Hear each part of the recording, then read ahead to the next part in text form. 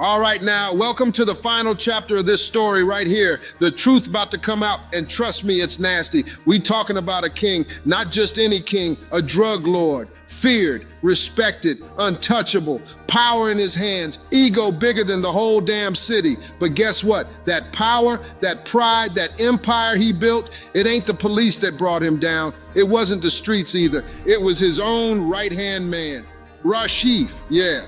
The one he trusted with everything. And now, the same palm that held the crown is the same one that's bleeding betrayal. Let's get into it. Real kings don't hide behind robes. They stand naked in truth. But a tyrant, he dresses in stolen names, and every thread he wears is a thread he pulled from somebody else's life. Don't be fooled by silk. Don't be blinded by shine. Behind every tailored suit in the sheik's vault was a man silenced, a wife widowed, a child orphaned. Power that needs costumes to survive ain't power. It's fear in disguise. And it always cracks eventually. If your leader needs bulletproof robes, secret closets, and gold-plated lies just to stand on stage, then you're not being led, you're being manipulated. Real leadership walks in daylight, but dictators, they walk dressed in corpses. And sooner or later, the weight of all that fabric will bury them. Now let me tell you what hell tastes like. It don't taste like fire, it don't taste like ash, it tastes like truffle oil on stolen meat, caviar on broken backs, and $1,000 grapes in a city where kids eat dust. Every Friday night, deep within the palace's western wing, a hidden dining hall came alive. You wouldn't find it on any map. No servant dared speak of it. It had no name, just whispers. Maidat al-Mamnu'in, the forbidden table. It was built underground, wrapped in soundproof marble, sealed by biometric scans and decorated like heaven, but fed like sin. Only the sheik and his circle could enter. That night, there were 9 of them. Faris was among them, barely awake. Pupils dilated, shaking from a fresh hit. He was told to sit, told to smile, told to laugh when the sheik made a joke, but Faris couldn't think, because in front of him sat a table worth more than a hospital wing. First came the caked lobster tails, still steaming, flown in from the icy Atlantic. Next, Japanese Wagyu A5 drizzled with Italian white truffles that cost $2,700 a pound. There were patched saffron rice towers molded like mosques. There was wild beluga caviar, a foie gras, Persian saffron ice cream, and a gold leaf eclairs, so shiny they looked fake. The drinks, champagne from 1979. Snake wine infused with cobras. Cognac older than most of Zahran's population. All illegal under international law. All delivered by diplomatic crates through Singapore and Morocco. The sheik raised a crystal glass to the silence that makes us rich. Faris laughed too loud. One of the generals looked at him. The sheik didn't, but he noticed. Meanwhile, across the city, Samira sat in a dark apartment. She hadn't eaten in 36 hours. The fridge buzzed. Empty. The power flickered. From outside came the sound of a child crying, followed by a woman screaming about bread.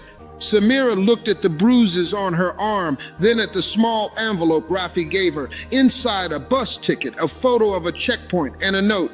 Don't pack memories, pack courage. Back in the palace, the sheik stood up. The music stopped. He walked around the table silent, sipping from his glass. He stopped behind Faris, placed a hand on his shoulder. You know what I love about excess, Faris? No, my lord. It makes you forget who you used to be. Faris smiled weakly. His eyes were glass. The sheik leaned closer. Let's hope you never remember. See, it wasn't just food on that table. It was loyalty, debt, and desperation, served hot. These men didn't eat to live. They ate to forget, because if they remembered who they were, they'd choke on that silver spoon. Later that night, one servant was caught out stealing a single grape from the prep kitchen. Just one grape. He hadn't eaten in 2 days. The chef reported it. By morning, the servant had vanished. His family was given 2 bags of rice and warned, the master does not tolerate hunger near his banquet.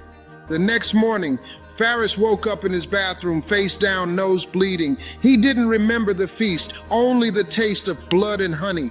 Samira was already gone, and somewhere in the belly of that palace, the forbidden table was cleaned, wiped, polished, and reset for the next night. Because in Zahran, hunger didn't die, it served. Luxury bought with suffering isn't wealth, it's theft in a tuxedo. The sheikh's feasts weren't just meals, they were weapons, tools, distractions. In a land where people trade prayer for food, these dinners were a middle finger to the poor. And the guests, they were just willing prisoners with full stomachs. I want you all to know a table full of gold can't hide a rotten heart. When leaders eat like kings while their people starve, that's not power, that's gluttony dressed in silk. And the ones who sit beside them, they ain't innocent. They're accessories to the crime. Don't ever mistake quiet seats for clean hands. Power ain't just about guns and gold. Sometimes it's velvet curtains, red lips that never speak, eyes that smile without joy, and women too young to know freedom, too afraid to remember what it feels like. Beneath the sheikh's northern villa, a place even guards weren't allowed to enter, there was a corridor lined with white roses, real roses, flown in weekly from a greenhouse in Spain. They led to a hall carved into stone, laced with chandeliers from Austria, and walls padded with noise-canceling silk. No cameras, no press, no history, just the harem. Officially, it didn't exist. Unofficially, everyone feared it. They called it Jannat al-Kamush, the silent paradise. But there was nothing heavenly about it. Over 60 women lived there, all under 25, all selected through a program that pretended to be a music academy. They were told they were chosen for talent, for beauty, for grace. They were taken from villages, cities, even orphanages. Most never returned. Each girl was given a name, not their real one, a shy number, followed by a color, 17 blue, 3 gold, 12 red. That's how they were called. That's how they were trained. He trained to dance, to pour wine, to entertain, but never to speak. Faris had never seen them until one night the sheikh invited him to an evening of culture. He didn't understand what that meant. He wore his finest robe, showered, took a hit to calm his nerves. Then he followed a servant through 2 steel doors, down the rose hallway, into a world that smelled of jasmine and control. Inside, a string quartet played softly. Candles flickered on gold-trimmed tables, and the sheikh? He sat on a velvet throne, legs crossed, sipping red wine. "Come, Faris," he said. "Tonight you learn how kings celebrate silence." From behind the curtain, 6 women emerged, dressed in silk robes so thin they shimmered with every breath. They danced gracefully, painfully, not one smile reached their eyes. One of them, number 8 Silver, stumbled slightly. She caught herself fast, but it was too late.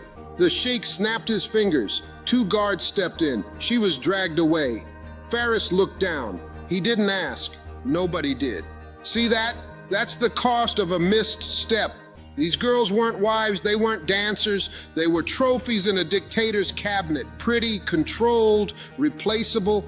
He didn't want love, he wanted obedience, dressed in lace.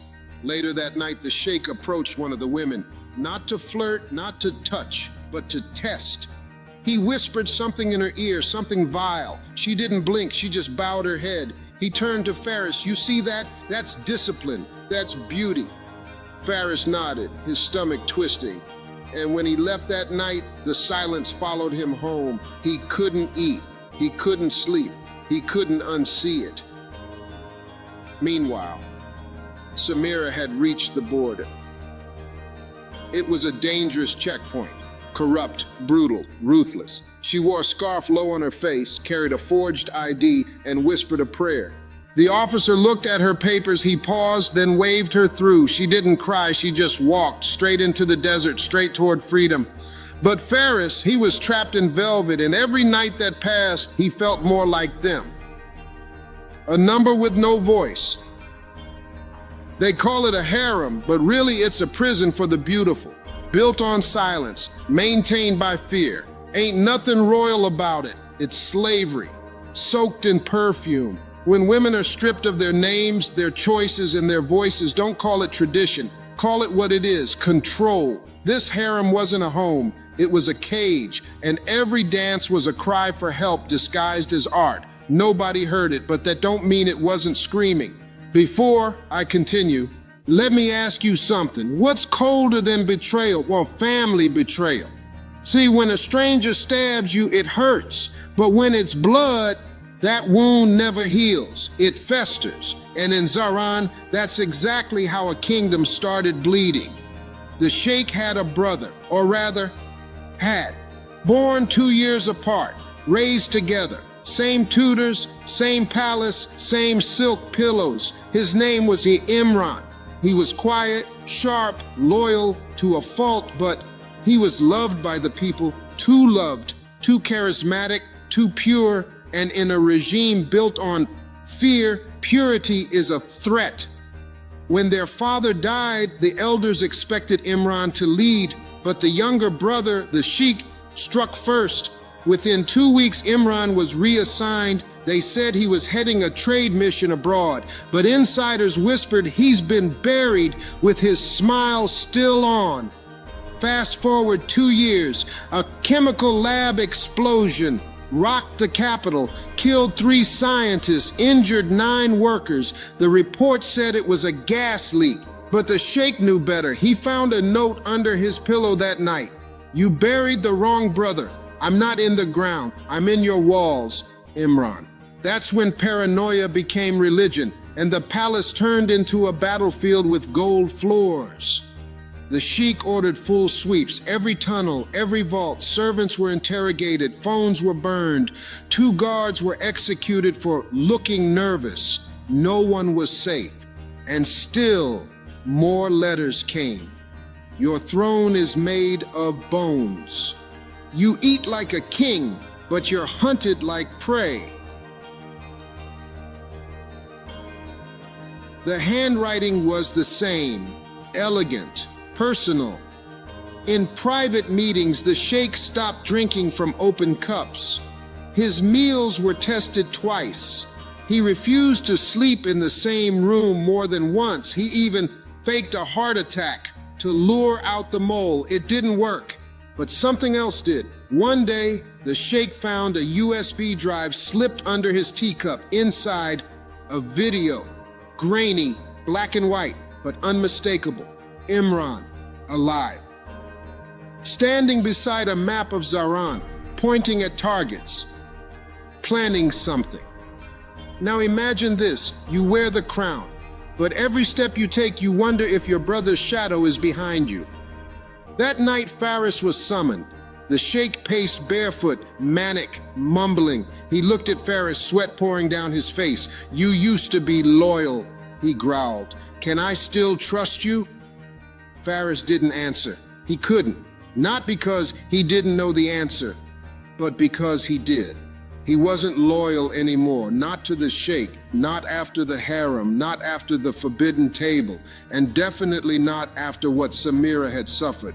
But he said, "Always, my lord." The sheikh nodded. "Good. Then go find my brother and kill him." The next morning, Faris left with a small team, a forged ID, and a silenced pistol.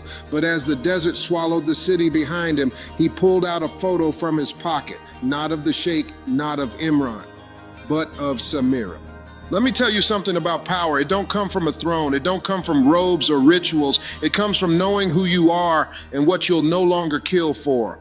Blood makes you family, but loyalty makes you dangerous. The sheikh's throne wasn't stolen from strangers. It was snatched from his own brother's hands. And that's the problem with ruling through fear. One day, the person who knew your secrets becomes the one digging your grave. You can silence a nation, you can bury truth, but you can't outrun the blood on your own hands. Imran didn't just survive, he waited, and in the shadows of every palace, Ain't no sky high enough when you running from your own ghost. He had gold under his feet, velvet on his bed, and power in every room. But the man couldn't sleep unless he was at 30,000 feet in the air. They called it the ghost plane. A $400 million Boeing 747, modified beyond recognition. Gold-plated seatbelts. Bulletproof windows. A conference room that doubled as a panic room. Encrypted satellite communications built by Russian intelligence. This wasn't just a jet. It was a flying bunker. And for the Sheikh of Zahran, it had become his favorite place to disappear. Why? Because the ground was no longer safe. Rumors of Imran's revenge had grown teeth. 2 car bombs in the capital, a failed poison attempt in his spa, and Faris he'd gone dark. No updates, no reports, just silence. And silence to the Sheikh was never peace, it was war. So he boarded the ghost plane, not to travel, to escape. He'd fly for days, nowhere to land, nowhere to go, just a floating fortress circling deserts, oceans, continents. You ever seen a man so rich he lives in the sky? That ain't luxury, that's paranoia wrapped in leather seats. Inside the jet, he wasn't alone. A chef from Lyon, a massage therapist from Istanbul, 2 engineers, 5 armed guards, and number 6, Violet. She wasn't there to dance, she was there to watch. She sat quietly in the corner, eyes trained on every flicker of the Sheikh's face. She was no ordinary girl from the harem. She was Imran's spy. The Sheikh had no clue. He sipped 1970 Dom Perignon, reclined on a 3-pillar Italian recliner, and stared at satellite maps of Zahran. "Where are you, Imran?" he whispered. "Where's the knife coming from?" He didn't know it was already in the room. Meanwhile, Faris was alive. He had reached a coastal port in Libya, no bullets fired, no bodies dropped, but he had made contact with Imran, and he had made a choice. "I didn't come to kill you," Faris told him. "I came to end this." Imran looked at him and said, "Then help me bring him down. For Samira, for the girls, for the country." Faris nodded once, and that night, he made the call. The sky used to be a place of dreams, but for the Sheikh, it was a cage with a minibar. Every hour that jet stayed in the air was another hour he postponed his fall. Back on the ghost plane, the Sheikh started to sweat. Something was wrong. The oxygen felt thin. His guards weren't responding. His throat burned. He reached for the emergency switch. Nothing. He stumbled into the cabin. Number 6, Violet was standing. Not scared, not surprised, just waiting. She didn't smile. She didn't cry. She just said, "Imran says hello." The Sheikh collapsed. Gas, sedatives, slow, not enough to kill him. Just enough to wake him up. Hours later, the ghost plane landed, not in Zahran, not in Europe, but on a deserted airstrip in the mountains of an unknown country. And as the hatch opened, Imran stepped in, face to face. No weapons, no threats, just one sentence: your kingdom ends in the sky.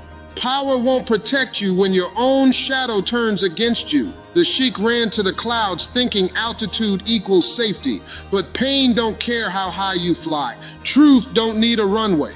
When you betray everyone, eventually the plane lands, and your past is the first to board. You can build a flying palace, but you can't escape the weight of what you've done. The sky might delay your fall, but it can't stop gravity. And when the people you hurt finally grow wings of their own, even a $400 million jet ain't high enough to hide you. Every kingdom has a throne, but let me tell you something. When that throne is built on lies, on fear, on blood and secrets, it don't get overthrown. It self-destructs. The Sheikh was chained, not with iron, but with silence.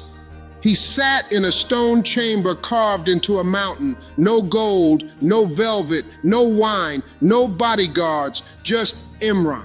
standing in front of him, a man who should have been dead, but wasn't. I gave you everything, the sheikh growled, weak but furious. This country, this legacy, you stole it. Imran's voice was ice. No, you stole its soul, and now I'm taking it back. Back in Zahran, the wheels had started turning. Faris had returned with evidence, hard drives, documents, photos, footage from the harem, ledgers tracking illegal arms deals, a list of women who disappeared. Proof of the drug empire. And then came the video. Imran's face, his voice, broadcast across private networks, leaked to the press, spread through underground internet groups. He spoke calmly. I am not here to rule. I am here to reveal. And he did. The people didn't riot, they didn't protest, they watched. And then they turned their backs on the man they once feared.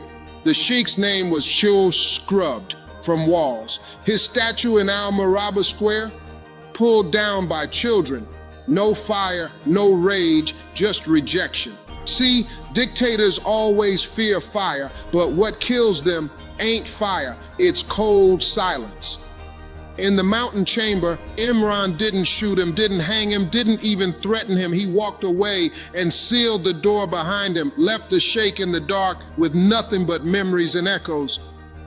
Faris went home. Samira was already waiting. She didn't speak, she just hugged him, tight, long. They didn't need words. They'd survived the same war on different battlefields. Months passed. Zahran didn't become a paradise, but it has started healing. The harem was disbanded, the compounds open to investigation. A new leader was chosen, not by blood, but by vote. Imran disappeared again. He never took the throne, and maybe that was the point. Some thrones don't get passed down, they get buried right next to the people they betrayed. The sheikh thought he was untouchable, but no man is. Not when the truth catches up, not when the people stop being afraid. Power doesn't vanish in explosions, it dies in quiet rooms, in stories whispered, in truths finally spoken, in people who say, never again. That's how real revolutions start. You can rule with fear, you can live in the sky. You can sleep in silk and dine on gold, but if you forget your people, if you crush them, use them, silence them, your empire will rot from the inside. And when it collapses, it won't be war. That ends you. If you have just listened to this great story, I hope you've learned a lot. Now, these are the 5 things you need to take home. Number 1, power built on fear never lasts. If people only follow you because they're scared, they'll leave you the moment fear fades. Real power comes from respect, not control. Number 2, you can't outrun consequences. You can hide in castles, jets, or behind walls, but sooner or later, what you've done will knock on your door. And this time, it won't be asking for permission. Number 3, the truth always leaks. You can bury bodies, burn papers, pay off silence, but one day the truth finds a mouth, and it don't whisper, it screams. Number 4, you can't fix broken people with more power. The sheikh was rich, feared, and untouchable, but inside he was still that same insecure boy who craved validation. Power doesn't heal wounds, it amplifies them. Number 5, when the people rise quietly, that's the loudest sound. It's not the gunfire that ends regimes, it's the moment the people stop looking at you like a god and start walking away without flinching. Thank you all for your audience. Please don't forget to like, subscribe, and share this story to inspire someone today. See you at the other side. I love you all.